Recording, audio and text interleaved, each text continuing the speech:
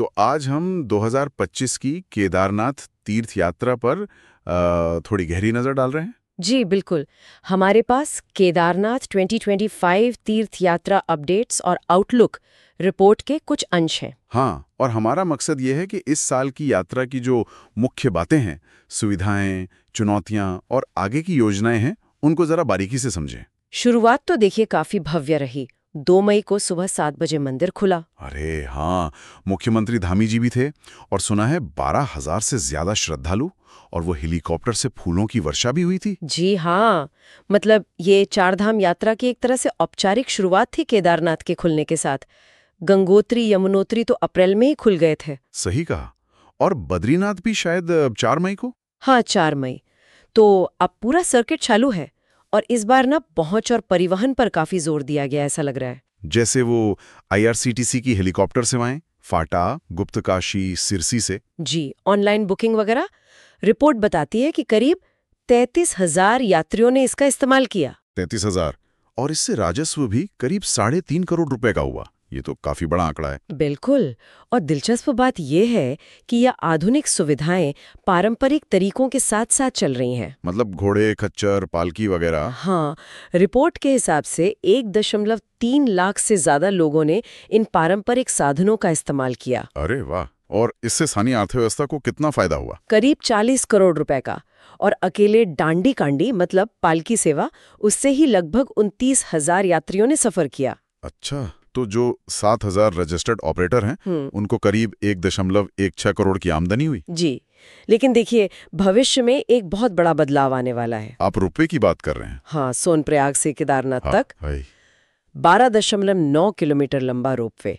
लागत भी देखिए करीब 4,081 करोड़ रुपए। और ये कब तक तैयार होने की उम्मीद है? उम्मीद तो 2025 के अंत तक की है। और सोचिए, जो ट्रैकिंग 8-9 घंटे की होती है, वो सिर्फ 36 मिनट में। ये तो एकदम गेम चेंजर टाइप का लग रहा है तो। पर इसका एक दूसरा पहलू भी है, जो स्थानीय लोग पारंपरिक साधनों पर निर्भर हैं। हाँ, उनके रोजगार का क्या होगा, ये एक बड़ा सवाल है। बिल्कुल।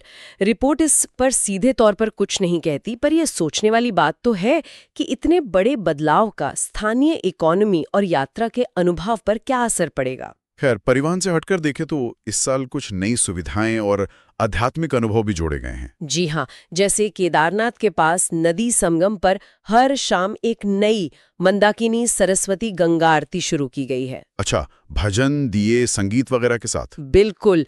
और वो जो मोदी ध्यान गुफा है, वो भी काफी चर्चा में है। हाँ, सुना है जुलाई 2025 तक की बुकिंग फुल है। जी, और मांग इतनी है कि शायद और गुफाएं बनाने की भी योजना है। स्वास्थ्य सुविधाओं का क्या हाल है? इतनी भीड़ में वो बहुत जरूरी हो जाता है। हाँ, उस पर भी ध्यान दिया गया है। केदारनाथ के पास ही एक 17 बेड का अस्पताल है, 20 से ज्यादा मेडिकल रिलीफ पोस्ट हैं। डॉक्टर, नर्स वगैरह भी होंगे। हाँ, 25 से ज्यादा डॉक्टर, नर्स और हेलीकॉप्टर यूनिट समेत 154 एम्बुलेंस तैनात हैं। और बाकी छोटी मोटी चीजें जैसे चार्जिंग पॉइंट, टॉयलेट। हाँ, सोलर चार्जिंग स्टेशंस हैं, मोबाइल टॉयलेट है, रुकने की जगह है, और आपदा प्रबंधन के लिए पुलिस, SDRF, ड्रोन यूनिट्स सब तैयार हैं। पर्यावरण के लिए भी कुछ किया जा रहा है, ग्रीन केदारनाथ पहल जैसा कुछ। जी, सिंगल यूज प्लास्टिक बैन है, इको फ्रेंडली टॉयलेट पर जोर है, कचरा जागरूकता अभियान भी चल रहे हैं।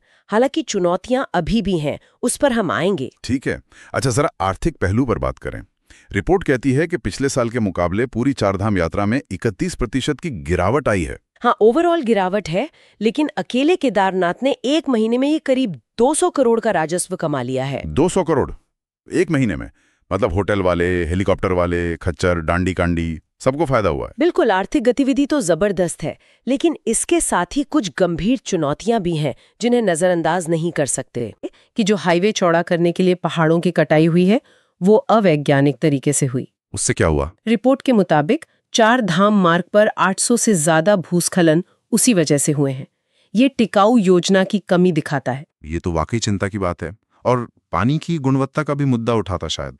हाँ, गौरीकुंड में पानी में फीकल कॉलीफॉर्म का लेवल बहुत ज्यादा मिला है, मतलब जो तय सीमा है उससे कहीं ज्यादा। फीकल कॉलीफॉर्म मतलब पानी में मल संदूषण। जी बिल्कुल।